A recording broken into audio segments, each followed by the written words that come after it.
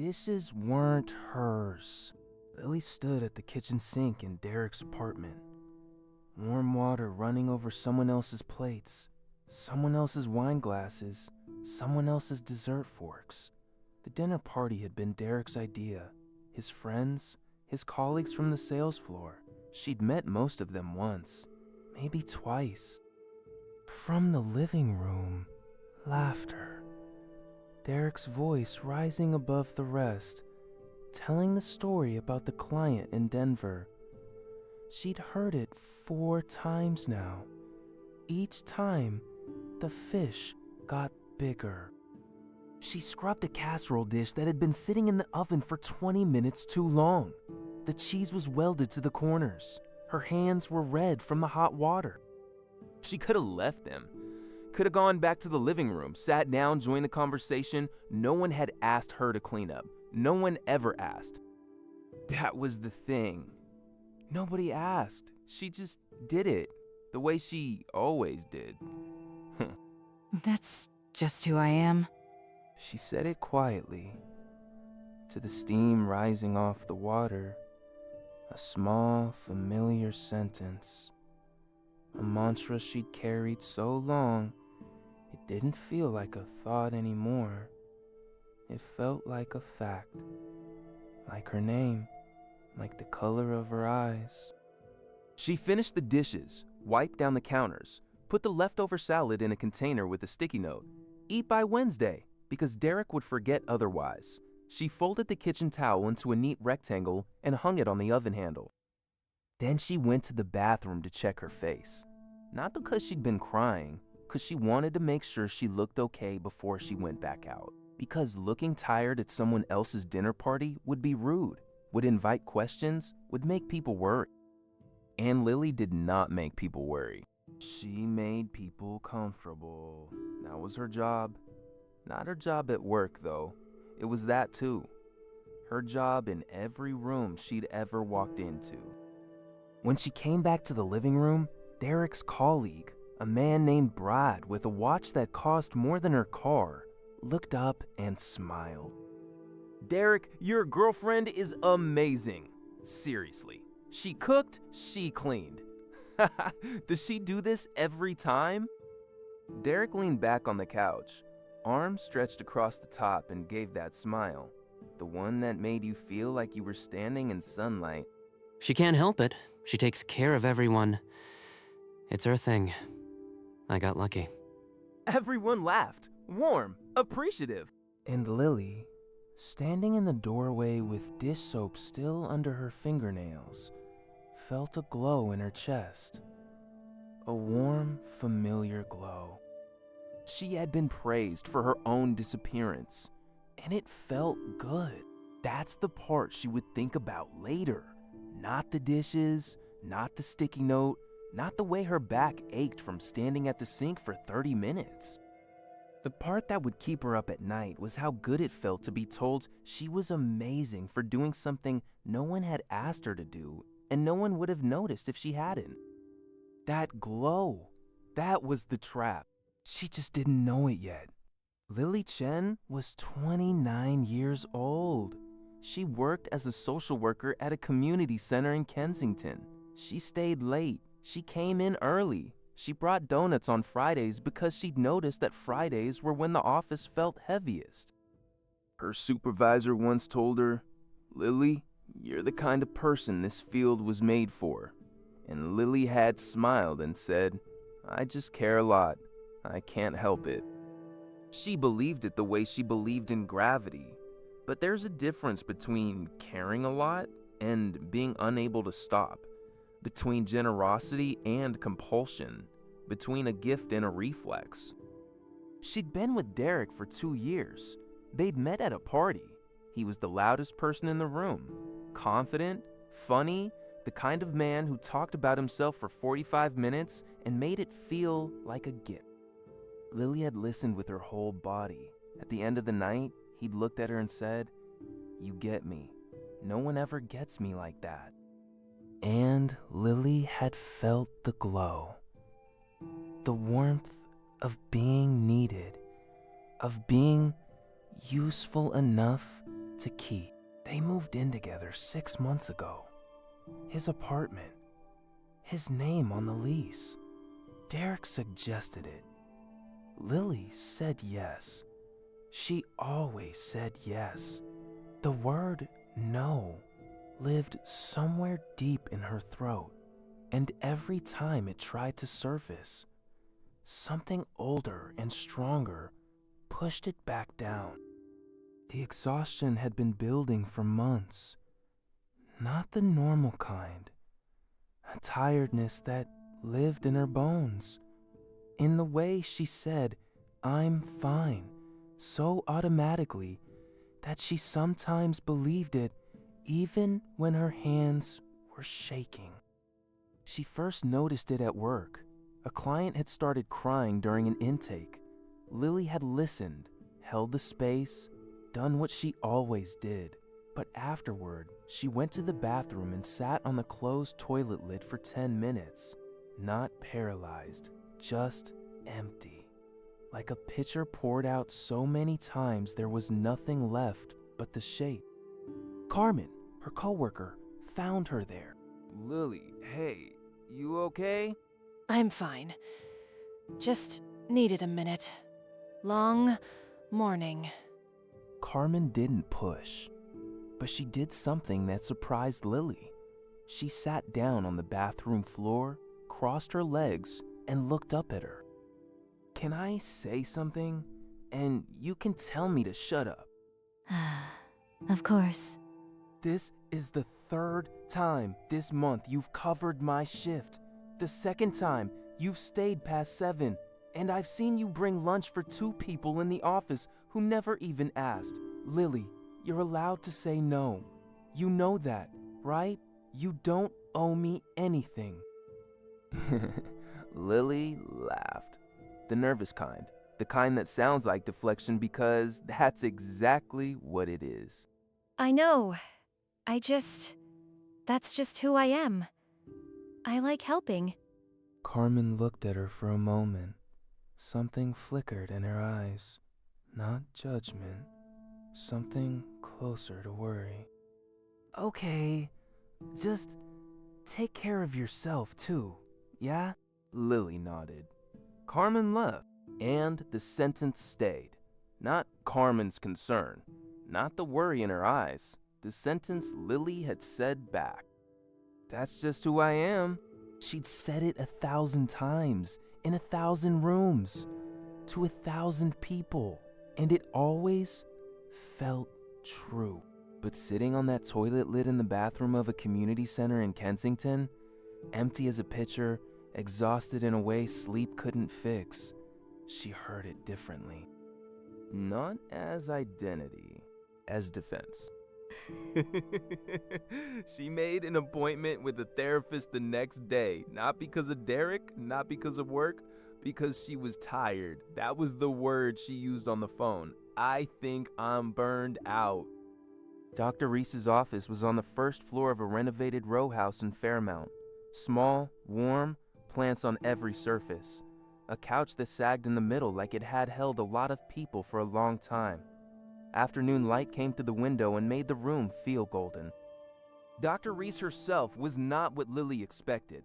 Not the soft, nodding therapist from movies. She was present, direct. The kind of woman who listened like she was sorting through what you said and what you meant. So, tell me what brought you in. Burnout, I think. I work in social services and it's been heavy. I feel like I'm running on empty, but I can't stop running.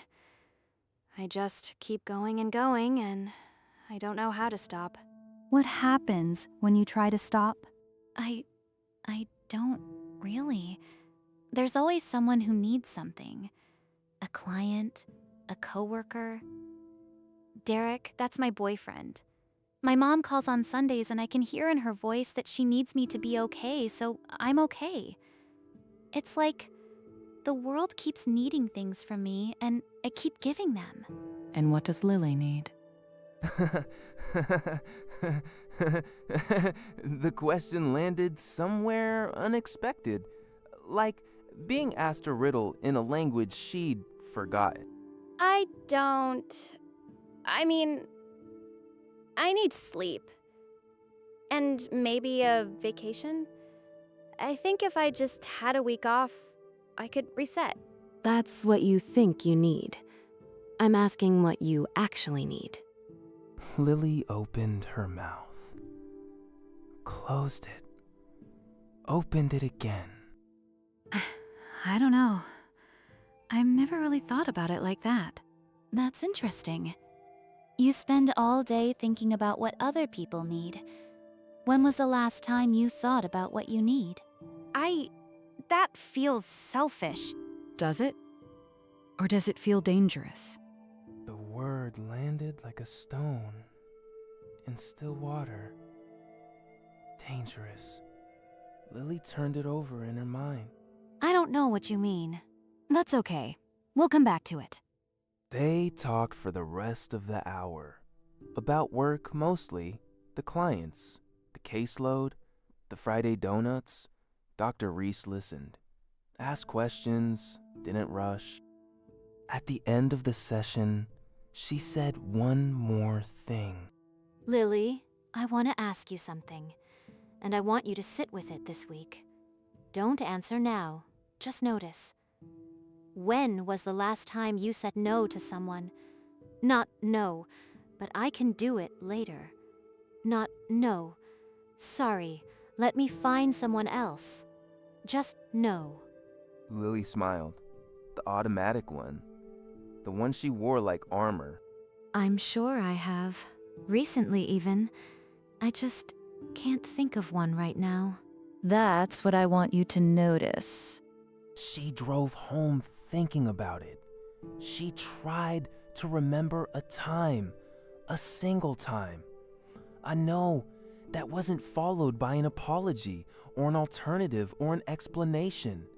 A no that was just a complete sentence. She couldn't find one.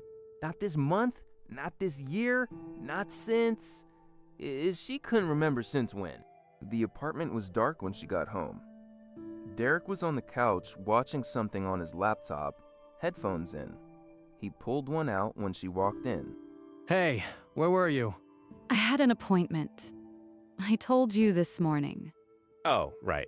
The therapist thing, how was it? Good. Fine. I think it'll help. That's good. Hey, can you grab me a water? I'm in the middle of something. She was still holding her keys. Her coat was still on. She'd been standing for 8 hours, sitting in traffic for 40 minutes, and sitting in a therapist's office excavating parts of herself she didn't know were buried. And the first thing Derek needed was a glass of water. Sure. She said it before the thought even formed.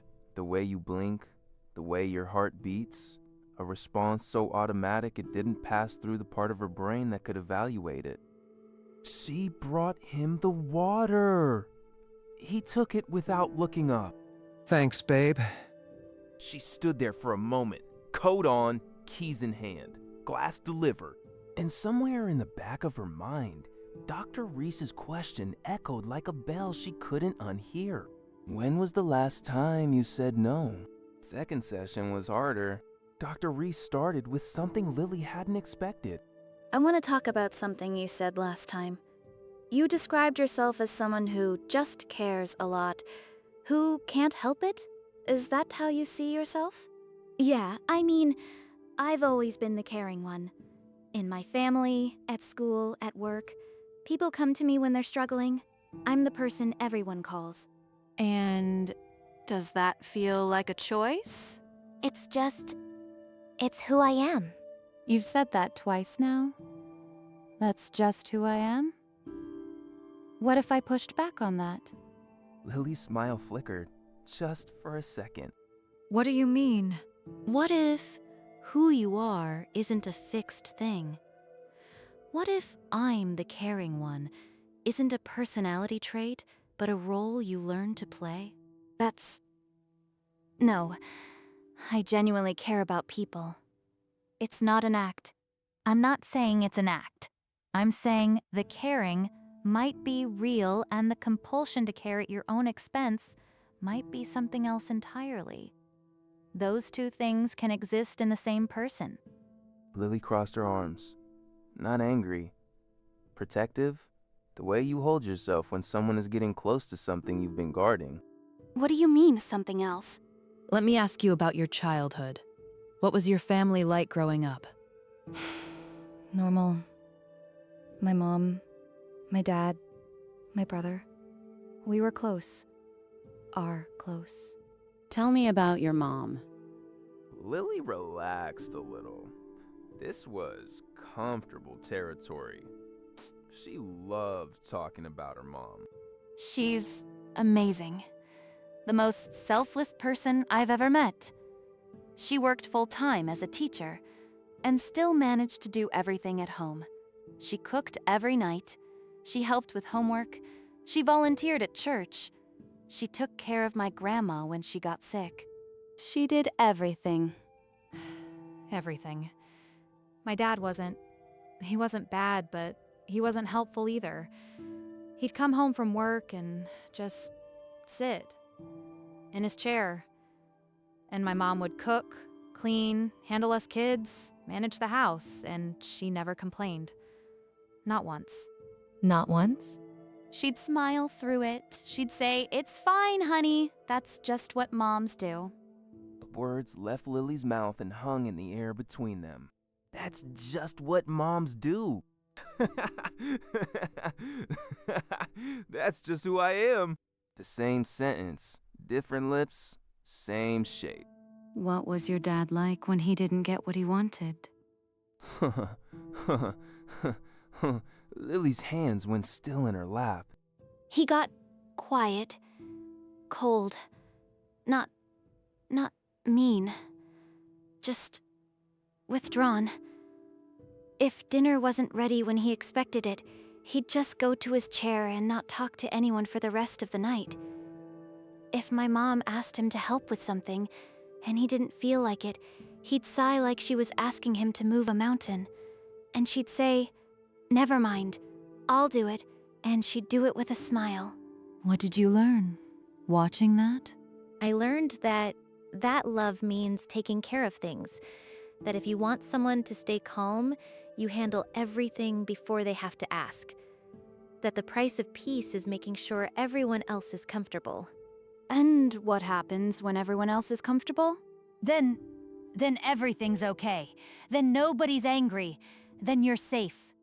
The word came out before she could catch it. Safe. Not happy. Not fulfilled. Not loved.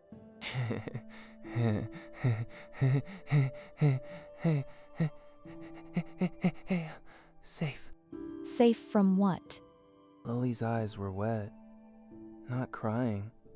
Just full. Like a glass filled to the very brim. From the silence. From the cold. From the feeling that if you stop being useful, people will just go to their chair and not look at you anymore. How old were you when you learned that? I don't know. Young. Really young. And then the memory came, not invited, not welcome. It surfaced the way things surface in therapy, unbidden and undeniable. Lily was 7. It was Thanksgiving. Her mother was in the kitchen, doing everything. Turkey, mashed potatoes, green bean casserole, the pumpkin pie from scratch because store-bought wasn't good enough for her father's family. Her father was in the living room with his brothers watching football. Lily could hear him laughing. The house smelled like sage and butter. Her mother's hands were shaking, not from cold, from exhaustion. She'd been up since 5. She was moving between the stove and the oven and the counter with the precision of someone who couldn't afford to stop, because stopping meant the performance would collapse. Little Lily walked into the kitchen.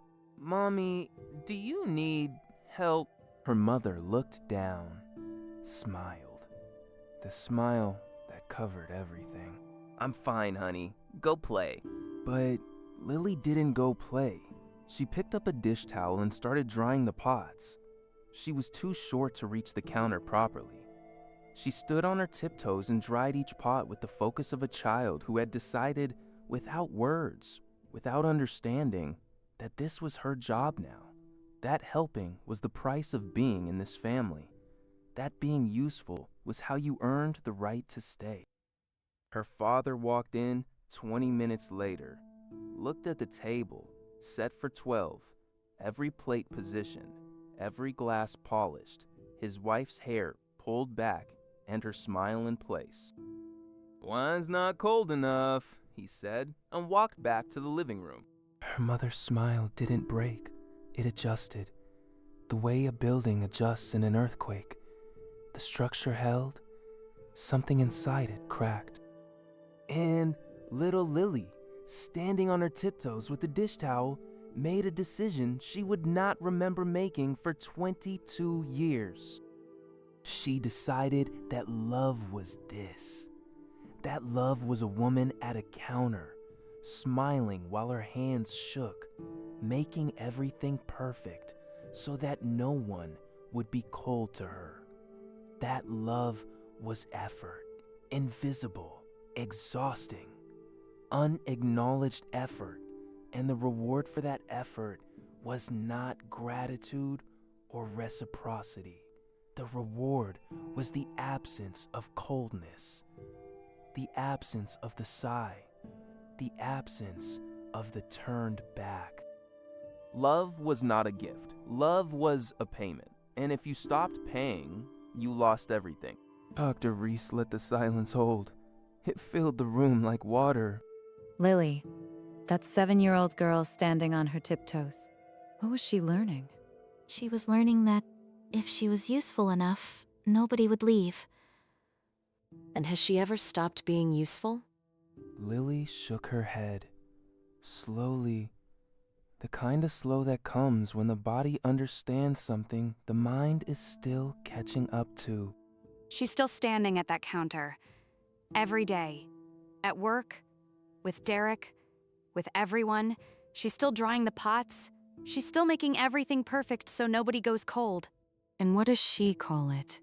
She calls it caring. She calls it empathy. She calls it, that's just who I am. The sentence that had been a mantra, a badge, an identity. She heard it now for what it was. Not a truth. A shield.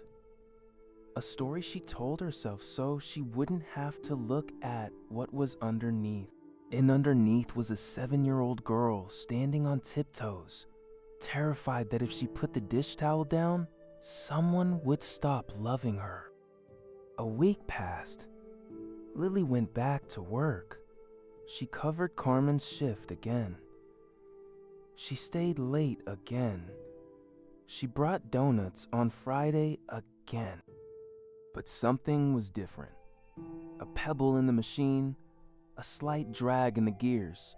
She was doing all the same things, but now she was watching herself do them, and watching changed everything. She noticed how her body responded when Derek texted. Not excitement. Alert. A micro adjustment, like a compass needle swinging towards someone else's north. What does he need? What mood is he in? What should I be when he gets home? She noticed how she walked into rooms, not as a person entering, as a service arriving, scanning for what needed to be done, who needed to be soothed, what gaps needed to be filled. She didn't sit down in a room, she assessed it. She noticed, most of all, the Derek pattern, the things she'd never seen because she was too inside to see its shape. It worked like this. When Lily gave, Derek was warm. He'd pull her close and say, "What would I do without you?" And the glow would come. When Lily didn't give, when she was tired, or distracted, or simply still, he withdrew. Not dramatically. He never yelled. he just went cold. Headphones in, half nod when she walked through the door. If she asked what was wrong, he'd say nothing was wrong, with that tone, the one that made nothing sound like an accusation. I'm fine. Just tired. And Lily would feel the cold, the same cold from her childhood living room, and something deeper than thought would start moving. What do I give to make him warm again? She'd cook, or clean, or curl up against him in that voice she used, the bright one, the one that said, "I'm here, and I won't ask for anything." And slowly, Derek would warm up, kiss her forehead. "You're the best thing in my life." Give receive warmth. Stop giving, receive cold. A system perfectly calibrated to keep her producing. And Derek didn't need to design it. He simply was who he was. A man who needed to be the center of someone's world. And she was who she was. A woman who needed to be needed. Two wounds interlocking. It wasn't love, it was architecture. She told Dr. Reese about the cycle the following week. I see it now. The way he goes cold when I'm not performing. And I jump. Every time. I jump before I even know I'm jumping. It's like my body has a script and it just follows it. What does the script say? Make him comfortable. Anticipate his needs. Be warm. Be easy. Don't ask for anything. Don't need anything. Just be useful. And if you're useful enough, you're safe. Where did you learn that script? My mom's kitchen. Thanksgiving. Every day. And when Derek goes cold, what does that feel like in your body? Panic. Actual panic. My chest gets tight. My brain starts racing. What did I do? How do I fix it? And I know logically that him being quiet is not the end of the world. But it doesn't feel logical. It feels like survival. Because it was survival. When you were 7, it was survival. The cold meant danger. It meant someone might leave. Someone might stop loving you. And the only tool you had was usefulness. So you became the most useful person in every room. And it worked. It kept you safe. It kept the cold away. But I'm not 7 anymore. No, you're not. But the part of you that learned that script. She's still 7. She's still standing at that counter, drying the pots, terrified that if she stops, someone will turn their back on her. And she's been running you ever since. Lily was quiet for a long time. The afternoon light moved across the floor. So when I say I'm an empath, when I say that's just who I am? What do you think that means? I think it means I'm calling a survival mechanism a personality trait. I'm calling a wound a gift. The words landed in the room like a stone dropped into deep water. Ripples moving outward, touching everything.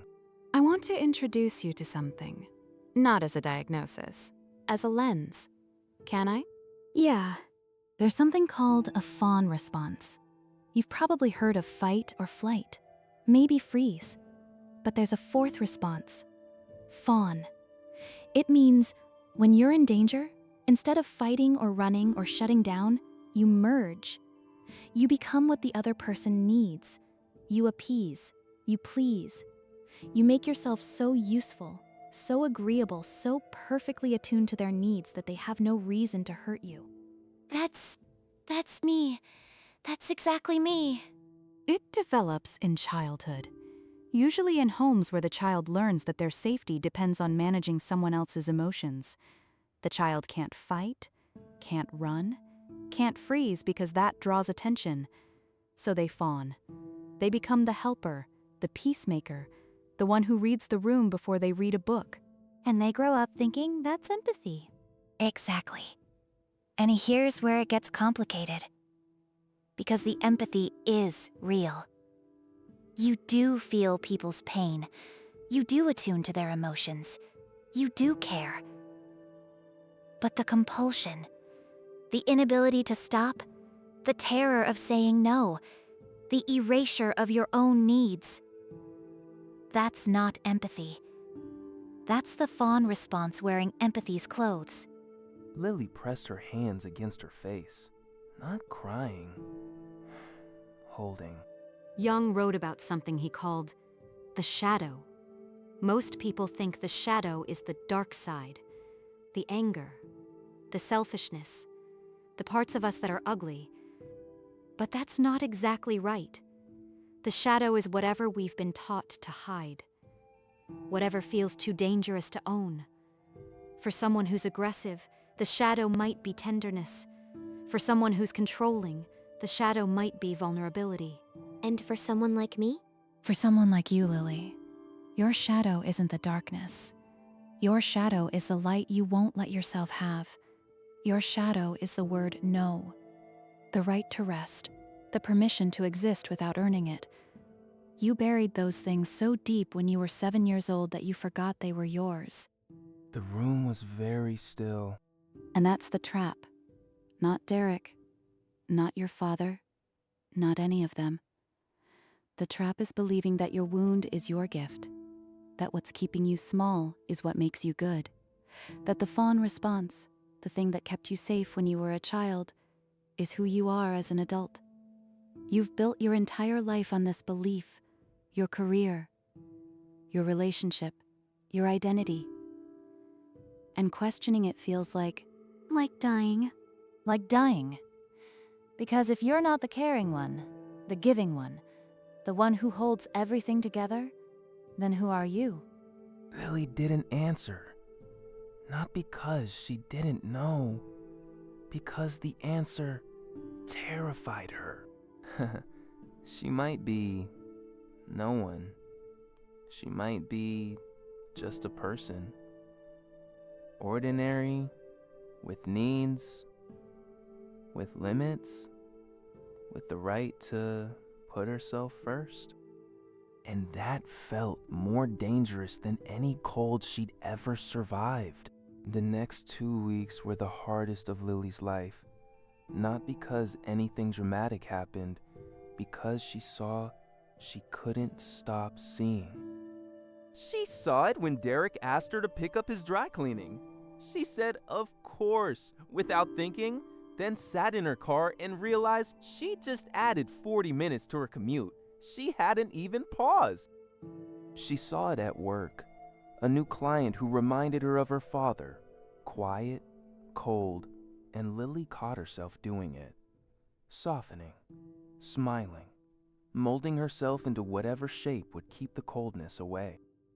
And she understood for the first time that this was not empathy. Empathy was feeling someone's pain. This was erasing herself to prevent someone's displeasure.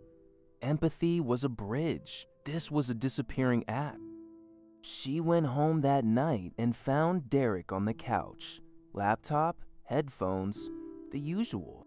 She put her bag down, took off her shoes, stood in the kitchen. He didn't look up. He hadn't looked up when she'd come home in weeks. She'd never noticed because she was always moving, always doing something the moment she walked through the door. Starting dinner, tidying the counter, asking about his day. A whirlwind of usefulness that filled the space before the cold could settle in. Tonight, she didn't move. She stood in the kitchen and did nothing. The silence expanded. 1 minute, 2, 3. She could feel it. The cold creeping in. The old alarm. The 7-year-old inside her screaming. Do something. Say something. Be useful. The cold is coming. Move. She didn't move. After 5 minutes, Derek pulled out a headphone. You okay? You're just standing there. Yeah, I'm just tired. You want me to order something? No, I'm not hungry. I think I'm just going to sit for a while. She sat on the couch, not curled into him, not at the far end, just sat in her own space, doing nothing, for no one. Derek looked at her. Something moved behind his eyes. Not concern. Assessment, like a machine registering that an input was missing and recalculating. You've been different lately. Since that therapist thing. Are you sure it's helping? Because you seem, I don't know, off. I'm not off. I'm just sitting. Okay, just don't turn into one of those people who goes to therapy and starts analyzing everything. It's exhausting. He said it lightly. Oh, the kind of laugh that puts the blade inside the joke so you can't complain about the cut without sounding like you can't take a joke. Lily didn't laugh, and something shifted. Not in the room. In her? A tectonic plate deep beneath the surface, grinding against another. Slow, seismic, irreversible. She went back to Dr. Reese. I tried not doing anything when I got home. I just stood there, and the whole time, my body was screaming at me. Like the silence was going to swallow me. What happened? Nothing. That's the point. Nothing happened. The world didn't end. Derek didn't leave. And I kept waiting for the catastrophe, and it just never came. What does that tell you? That the catastrophe was never real. It was a 7-year-old's fear projected onto every room I've ever walked into. And the glow? The feeling when someone calls you amazing for doing everything. It's a reward for performing. When Derek said I got lucky at the dinner party, I felt warm. But I didn't matter because of who I am. I mattered because I served. And if I stop serving, I don't know what's left. Maybe that's the point. Maybe who you are without the performance is someone you haven't met yet. And she's been waiting for you to put the dish towel down. She's been waiting 22 years. She's patient. She had to be. 2 more weeks passed. Lily didn't transform. She didn't have a dramatic confrontation. She didn't give a speech. She just started saying no. Small ones. Quiet ones. Carmen asked her to cover a shift. Lily said no. Just that. No explanation. No apology. No alternative. Carmen said okay, and the world kept turning. Her mother called and started talking about Lily's brother. Lily said, "Mom, I can't do this tonight. I love you, but I need to rest." Her mother paused, said, "Oh, okay, honey," and hung up and called back the next day as if nothing had happened. Derek asked her to pick up his dry cleaning again. I can't today. I'm coming straight home after work. There was a pause, the kind she used to feel instinctively, the kind that used to send her body into code red. Really? It's on your way. It's not on my way. It's 20 minutes in the other direction. I just thought since you're usually flexible. I know, but not today. Silence. She could feel it. The withdrawal. Beginning. The temperature dropping. Fine. He said it the way her father said fine. The way that turns a single word into a verdict. Fine. Meaning, you have failed a test you didn't know you were taking. Lily felt her chest tighten, felt the 7-year-old reaching for the dish towel, felt the script trying to load, apologize, explain, offer something else, Smooth it over, make it okay. She breathed in, breathed out. She did not apologize. When she got home, Derek was cold. Not cruel, cold. The specific temperature that had governed her life for 2 years, for 29 years.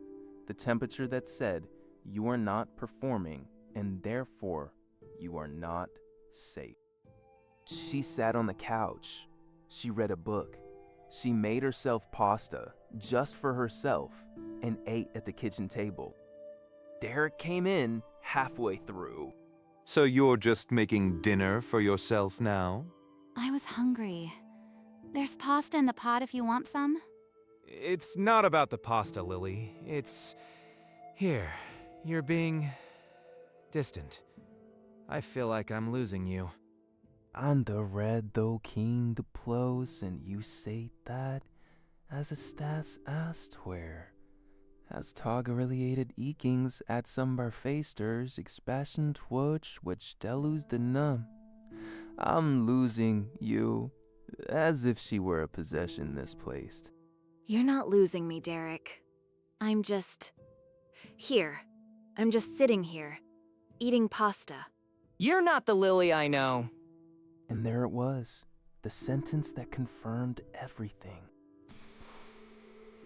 You're not the Lily I know.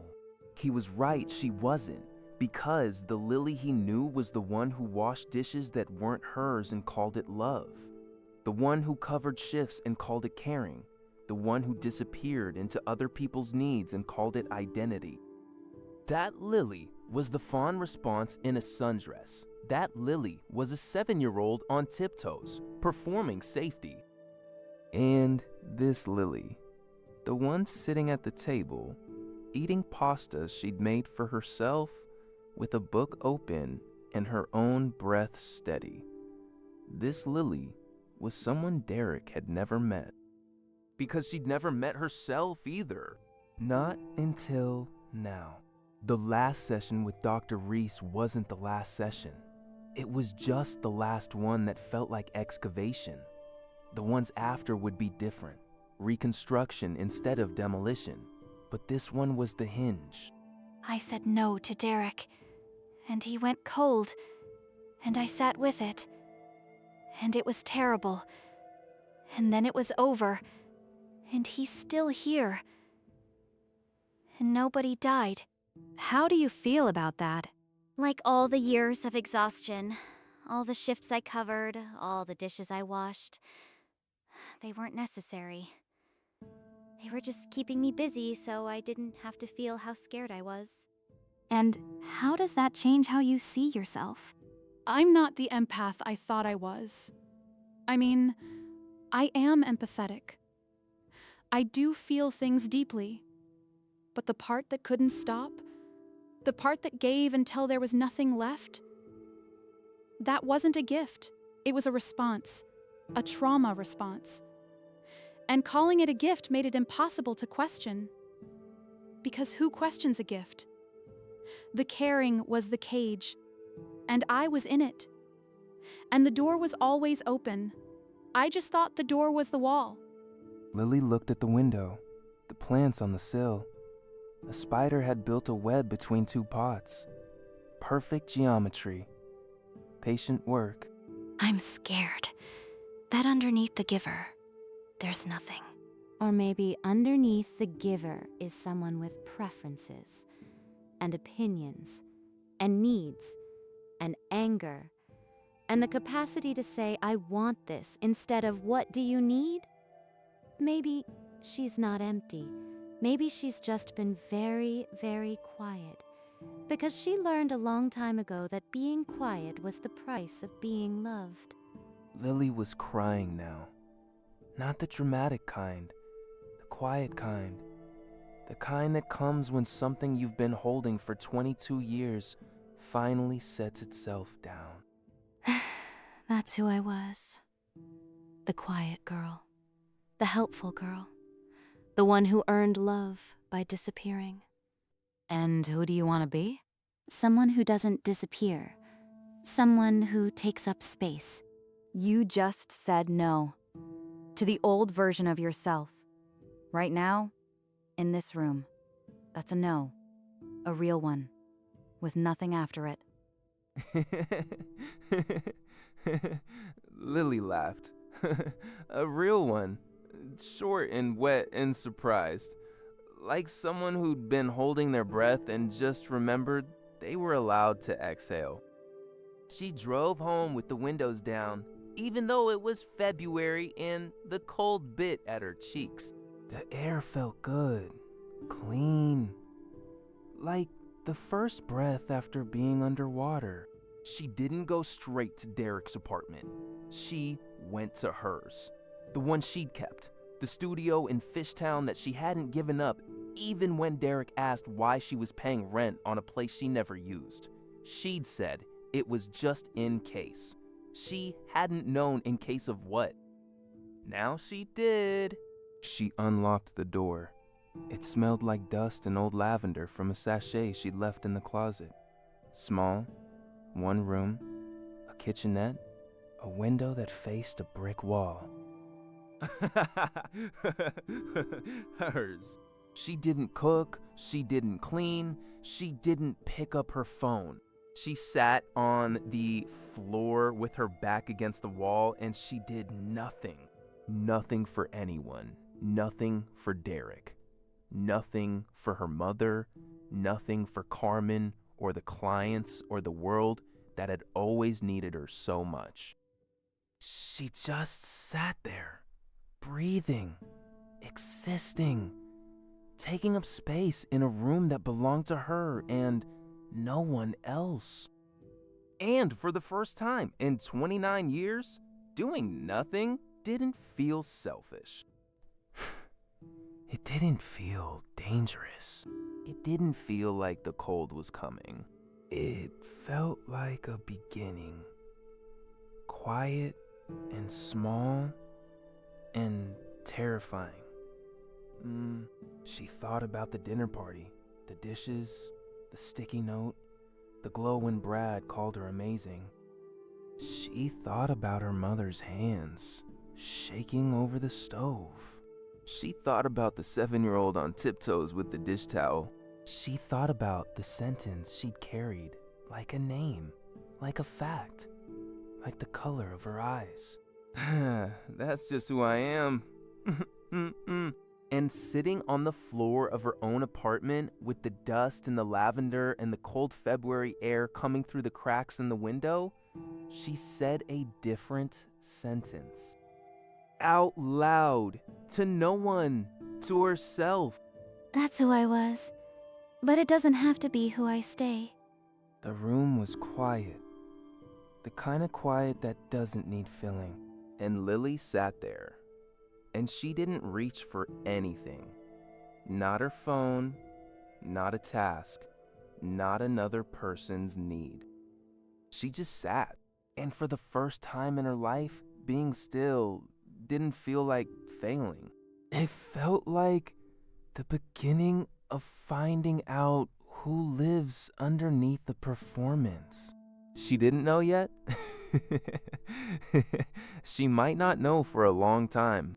But the dish towel was on the counter, and her hands were in her lap, and the door had always been open. She just hadn't known she was allowed to walk through it.